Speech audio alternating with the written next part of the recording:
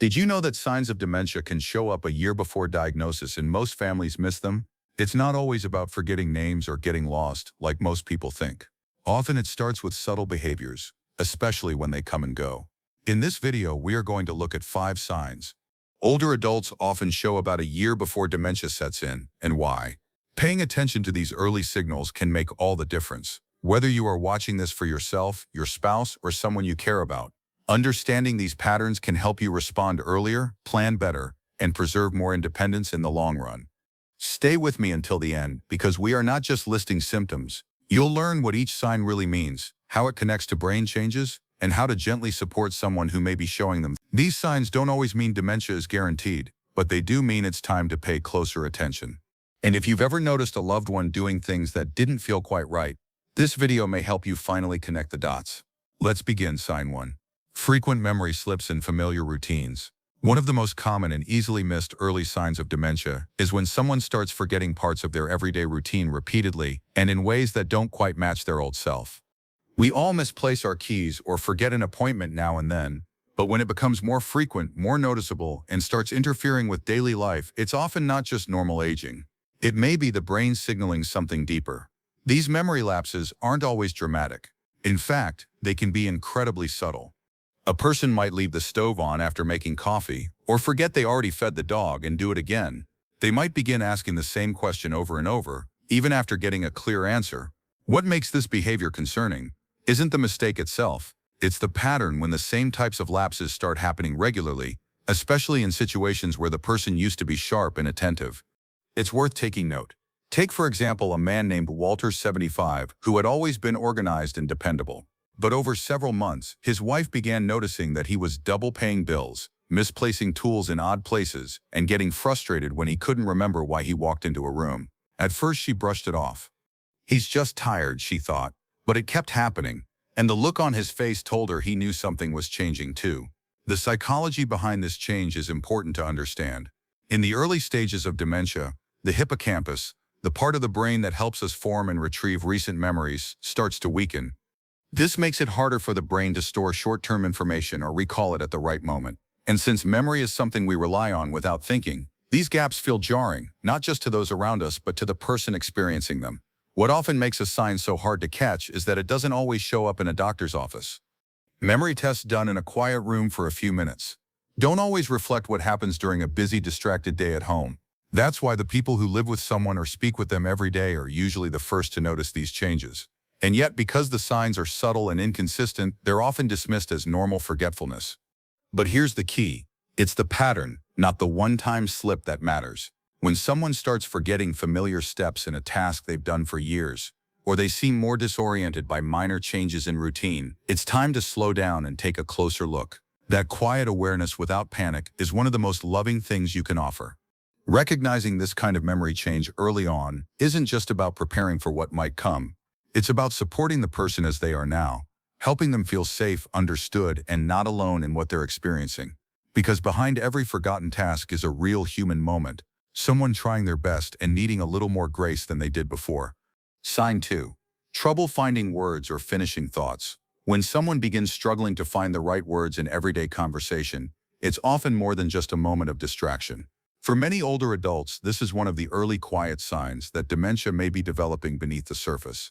It doesn't always show up as total silence. Sometimes the person keeps talking, but their sentences feel scattered with words that don't quite fit, or pauses that grow longer and more frequent. This shift can show up in subtle ways. A person might call everyday items by the wrong name, like saying hand clock instead of watch, or pointing to the refrigerator and calling it that food thing.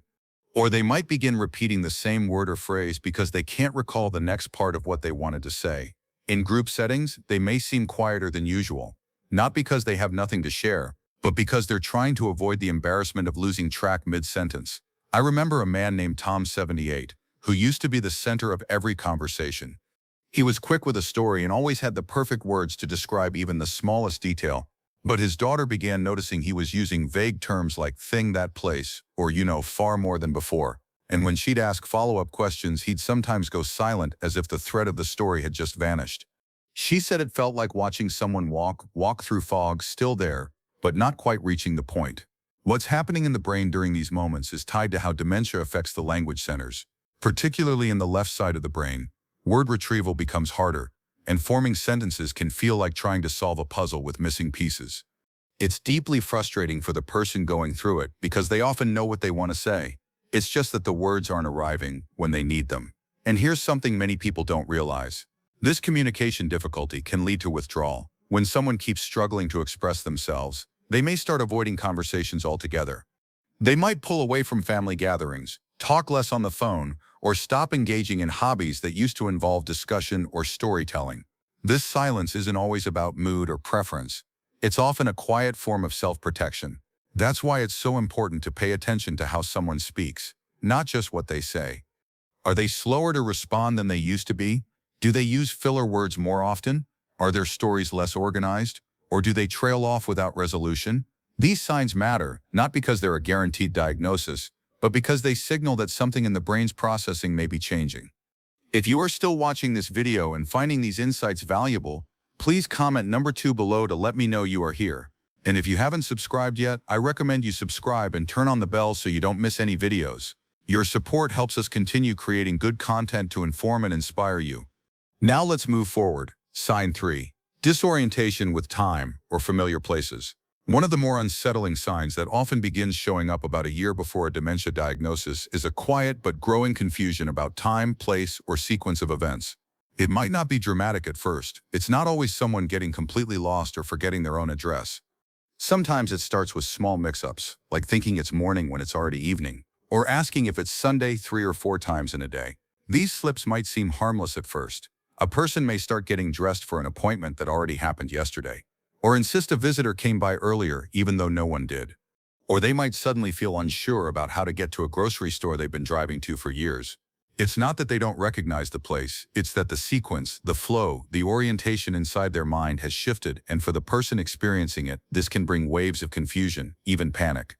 I once knew a woman named Carol, who was 81 and had lived in the same house for over 3 decades. One afternoon, she went outside to water her plants, and then suddenly called her neighbor in tears, saying she didn't know how to get back inside. She was standing right at her own front door. Her neighbor described it like this: she knew where she was, she just couldn't make it connect to what she was supposed to do next. That sense of spatial disconnection is often one of the earliest brain-based changes we see in dementia. At the heart of this symptom is a disruption in how the brain organizes context, what day it is, what part of the day we are in, what usually comes next. The brain's internal calendar, the one we all rely on without thinking, begins to fray. And when that happens, people can feel lost, even in familiar places, or unsure, even in predictable routines. The fear that comes with that uncertainty often leads to frustration or even anger, as the person struggles to make sense of a world that suddenly feels off. These moments of disorientation can also be masked. A person might pretend they remember where they are or what's happening and laugh it off. To avoid embarrassment, they might change the subject or insist with more energy than usual that they're just fine. But if you know them well, you can often sense that something is different, that their confidence in space and time isn't as strong as it used to be. That's why it's important not to dismiss these moments too quickly. If someone starts confusing the time of day, forgets how they got somewhere, or seems unusually unsure about a familiar route, take note. These aren't always one-off slip-ups. They can be quiet signals that the mind's internal compass is shifting, and that it might be time to gently open a conversation or seek guidance from someone who understands what early dementia can look like. And just as important, don't meet that confusion with criticism or correction. Meet it with patience, with calm, because what someone needs most in those disoriented moments is not to be reminded of what they forgot, but to feel safe, grounded, and unjudged as they try to find their way back. Sign 4. Withdrawal from social activities or favorite hobbies. When someone who used to enjoy social gatherings, regular phone calls, or hobbies they were passionate about starts quietly stepping back from those things, it may be more than just a change in mood or energy. Often this kind of withdrawal is one of the clearest signs that something deeper is happening in the brain, and it tends to show up long before any official diagnosis is made. You might see the shift unfold slowly. A person who once loved church potlucks or Tuesday bridge night begins to decline invitations with vague excuses. Someone who used to read novels starts leaving books unfinished. The person who always chatted on the phone suddenly lets it ring and doesn't call back. These may seem like personal choices, and in some cases they are. But when that retreat becomes a pattern, especially from things that used to bring joy, it's time to look more closely. I remember a woman named Joyce 76 who had always been active in her local garden club. She was the one who reminded others about meetings and planned the spring events, but one year she simply stopped showing up. When her friends checked in, she said she'd just been tired or too busy. But the truth was she had started feeling overwhelmed during conversations. She couldn't follow them as easily and worried she might say something off rather than risk the discomfort. She pulled away.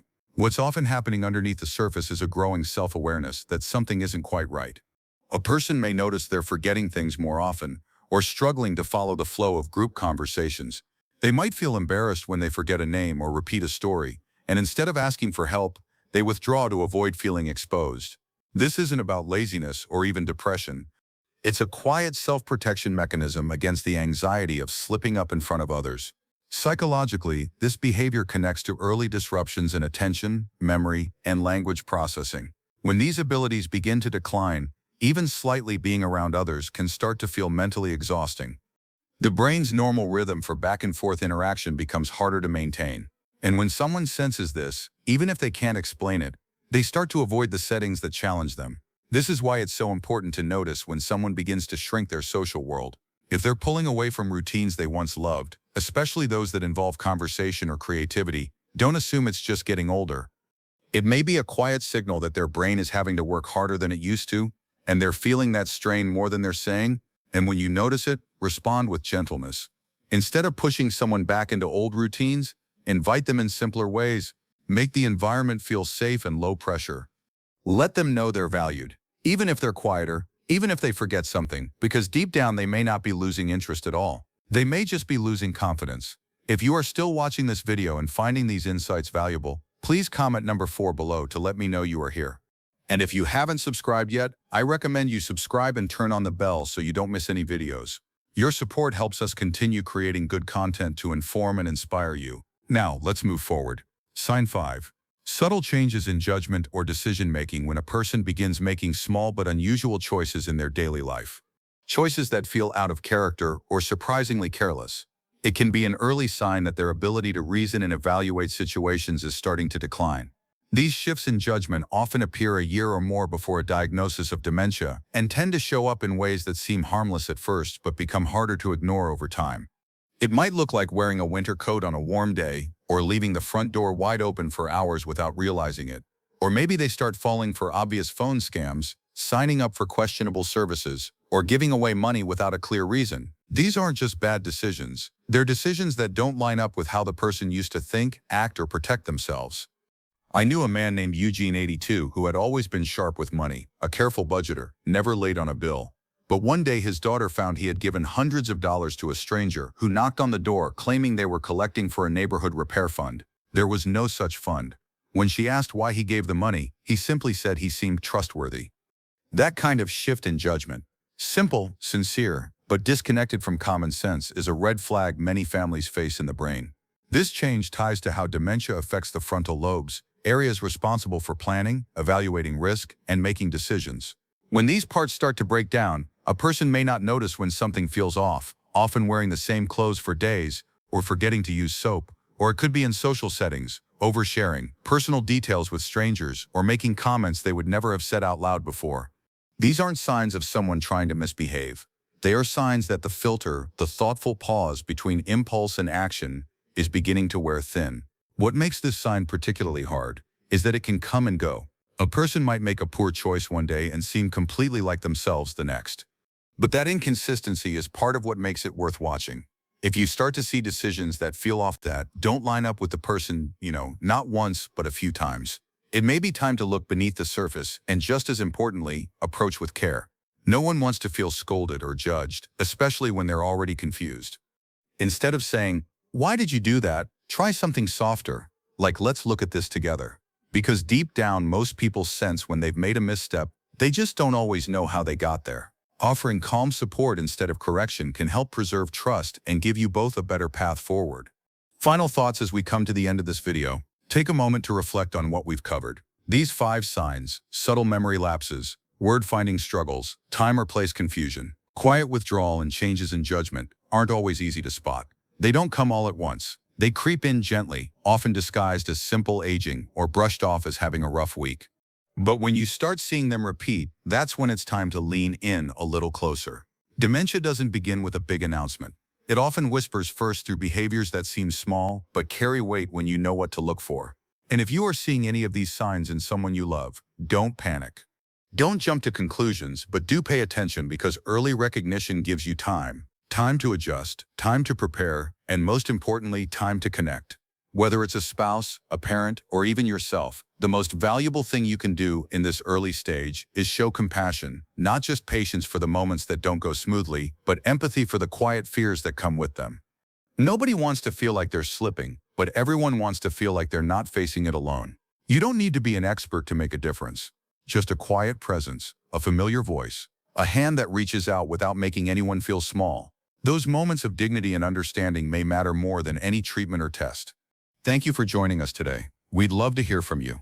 Leave a comment below and share one thing you learned today and how you plan to use it in your life. Your thoughts are important to us, so don't hesitate to share them. Reading your comments gives us great motivation and encouragement. If you enjoyed this video and found it helpful, please like, subscribe, and share. Your support helps us continue creating good content to inform and inspire you. Thanks for watching, and we look forward to seeing you in the next video.